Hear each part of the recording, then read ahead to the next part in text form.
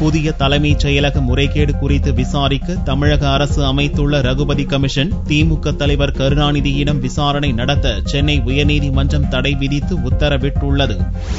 சென்னை ஓமந்தூரார் அரசினர் தோட்டத்தில் 730 கோடி ரூபாய் செலவில் 2010ஆம் ஆண்டு புதிய தலைமைச் செயலகம் கட்டப்பட்டது. அதற்கு பின் ஆட்சி மாற்றம் ஏற்பட்டு ஜெயலலிதா தலைமையில் அதிமுக அரசு பொறுப்பேற்றது. புதிய தலைமைச் செயலகம் திட்டம் கைவிடப்பட்டு மீண்டும் பழைய இடத்திலேயே தலைமைச் செயலகம் செயல்பட துவங்கியது. பின்னர் புதிய தலைமைச் செயலக கட்டடம் அரசின் பல்நோக்கு மருத்துவமனையாக மாற்றப்பட்டது. இதற்கிடையே புதிய தலைமைச் செயலகம் கட்டியதில் முறைகேடு நடந்ததாக எழுந்த குற்றச்சாட்டு குறித்து விசாரிக்க தமிழக அரசு ரகுபதி கமிஷனை அமைத்து உத்தரவிட்டது.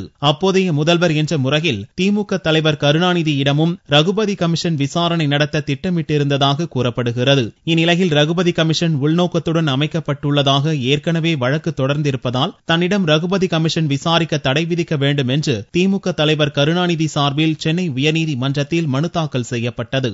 இந்த வழக்கு சென்னை உயர்நீதிமன்றத்தில் வியாழனன்று நீதிபதி சிவஞானம் முன்னிலையில் விசாரணைக்கு வந்தது. வழக்கை விசாரித்த நீதிபதி கருணாநிதியை ரகுபதி கமிஷன் விசாரிக்க தடை விதித்து வழக்கை ஏப்ரல் 13ஆம் தேதி ஒத்திவைத்து உத்தரவிட்டார்.